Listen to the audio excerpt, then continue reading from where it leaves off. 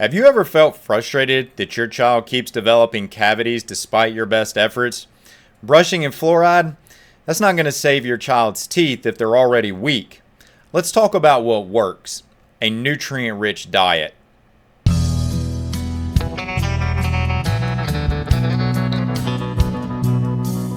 Cavities aren't just about sugar, they're about weak teeth.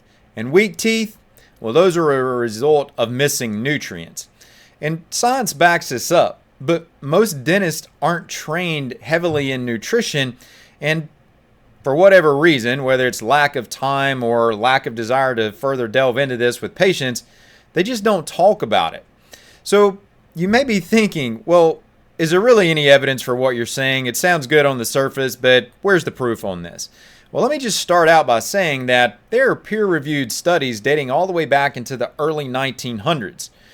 First one I saw was in 1924, and they highlight the systemic role that diet and nutrition play, especially when it comes to a diet that is centered around pasture-raised animal source foods in preventing the development of cavities, also what are known as dental caries, and they literally can stop these things in their tracks. So this isn't new information, it's just information that's been overlooked.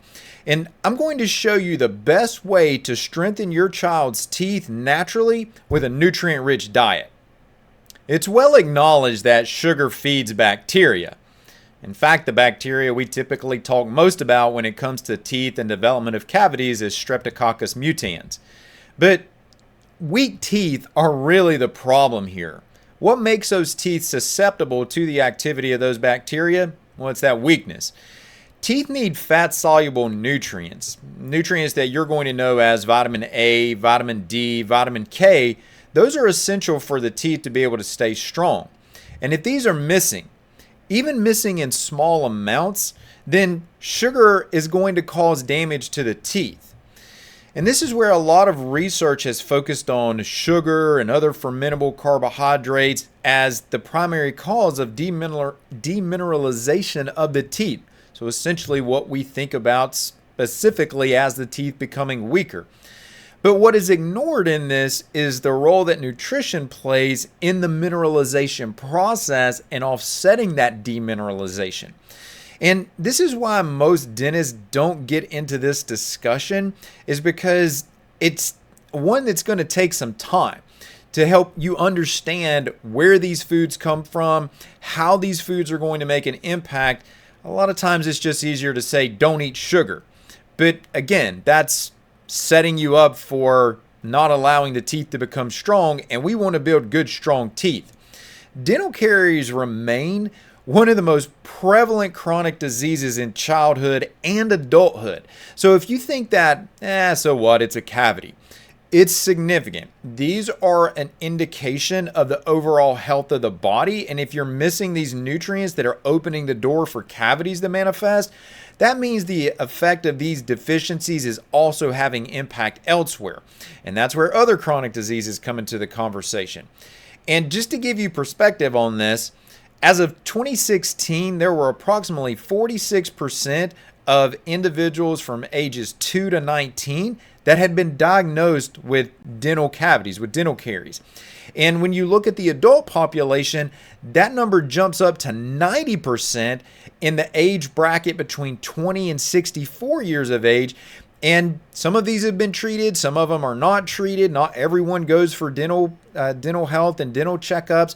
And that means that a lot of individuals are out there in a scenario where their teeth are demineralizing because of these nutrient deficiencies, and that begins to have more profound effects over time.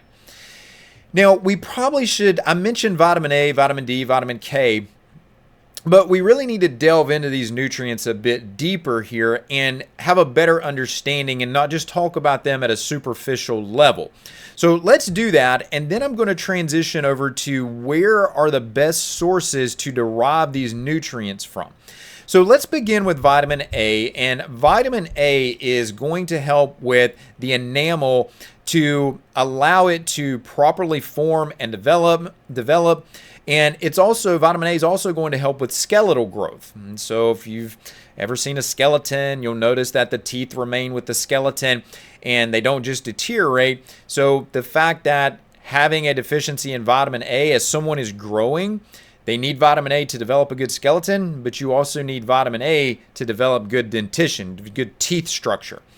And you'll find vitamin A in pasture-raised foods. So when you think about things like butter and eggs, where you're going to have the availability of these really high quality saturated fats, and these aren't 100% saturated, but they're generally characterized as saturated fats. Those are going to be where you're going to find a lot of these fat-soluble nutrients that are going to have such high value as it relates to this conversation. When there's a deficiency in vitamin A, one of the things that can do is actually disrupt the flow of saliva. And if you don't have adequate saliva production, that also increases the risk for cavity production. So, if you have a constant dry mouth, vitamin A is probably a nutrient you need to be thinking about and put that on your radar. And you can test these with different types of blood tests out there. I'm not going to jump off into that conversation, but just note that these are available to be tested so that you can truly define what your level on these are, or your level is. So that's vitamin A. Let me transition now over to vitamin D. And vitamin D, as you might expect, because of the conversation around bone, and typically that's one of the areas we talk about vitamin D at, but vitamin D has so many roles in the body. But vitamin D is going to support calcium and phosphorus deposition in the body. It's a nutrient that is absolutely essential for bone and tooth mineralization. And again, when you look at some of the best sources for this from the diet, pasture-raised meats and dairy are going to be really good sources on this. You can get some vitamin D from mushrooms. It's a bit different. Vitamin D, as many will appreciate, when you're outside and you have exposure to sunlight, that's increasing vitamin D production in the body. But there are dietary strategies to do that, to take in vitamin D, and these like the pasture-raised meats, your grass-fed, grass-finished beef, the dairy, those are going to be some of the best dietary sources to lean into. And just like I mentioned with vitamin A, when you have a deficiency in vitamin D, that's going to interfere with the saliva flow and all those protective qualities that come along with vitamin D. Well, you're not getting those, and those are going to open the door for cavities. Now, let's quickly touch on a few more nutrients here. So I want to reintroduce vitamin K2, and vitamin K2 is what brings calcium to the teeth. It helps direct calcium towards the teeth, and that's going to be very essential in that mineralization process, making those teeth good and hard so that they don't become susceptible. And vitamin K2 is especially found in grass-fed raw dairy.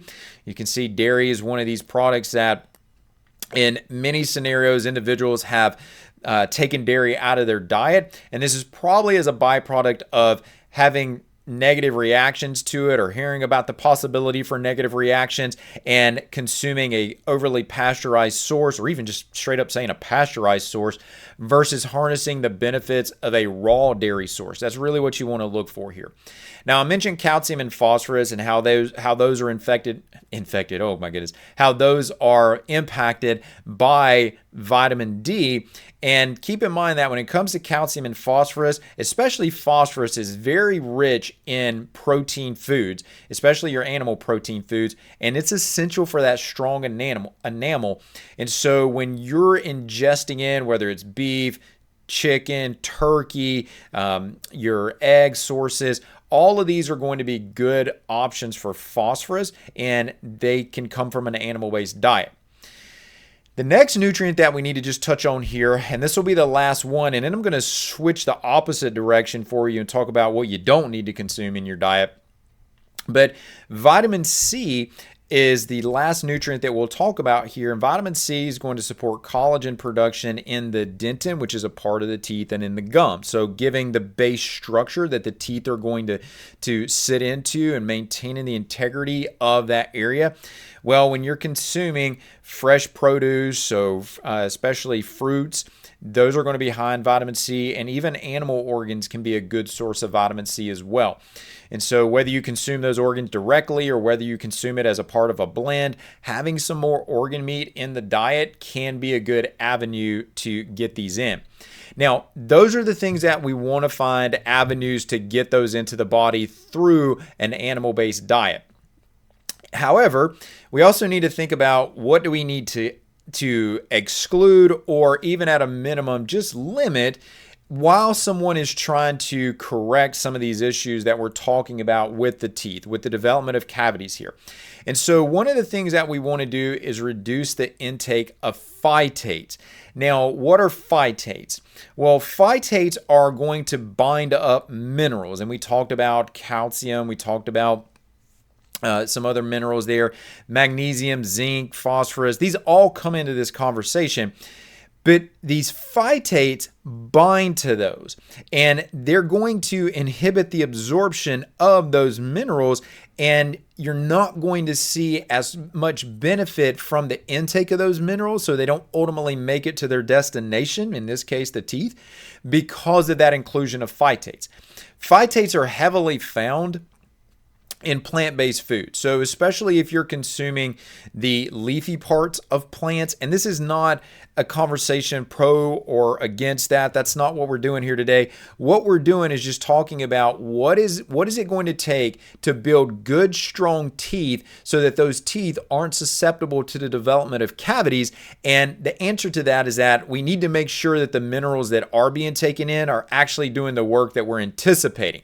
Phytates are working against that. But I will also note here that when you look at phytates, they're not the only one that fall into this category. There's other anti-nutrients. There's actually several things that fall into this anti-nutrient category that can disrupt what we're talking about. So things like the phytates are also going to be coupled with compounds known as tannins, oxalates, lectins. It's very possible that you've heard some of these terms, but the bottom line across the board is that these are going to block nutrient absorption. Some of these are going to block minerals, some of these are going to block other nutrients like vitamin A and vitamin D. And so when we're looking to try to make dietary recommendations that are geared towards optimal health of the teeth, we really want to limit the intake of these compounds to make sure that we're optimizing the bioavailability, the uptake, and the utilization of these key nutrients. And so when you avoid those in the diet, you can truly just eliminate that conversation. And keep in mind, guys, that look, it's taken me some time to get through this with you, and this is what we have to think about when you might ask the question, well, why hasn't my dentist told me about this? Well, it may just be that there's a time factor linked into that. And so this is not meant to criticize them, but it's meant to give you a solution that you within your own home can make a choice towards and start acting on immediately. Now, I've mentioned animal-based options, and when I say an animal-based option, I really want you to think about a species, an appropriately species-raised animal.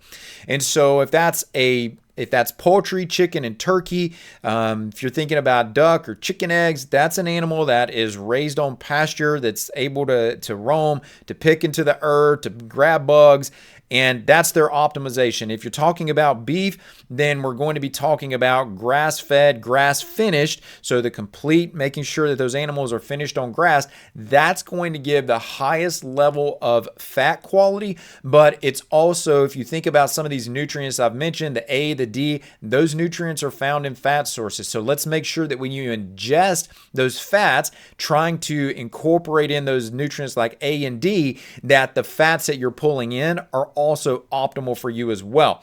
And so this is where the animal-based option is really the direction you should be leaning into. Nutrient density is going to be unparalleled here.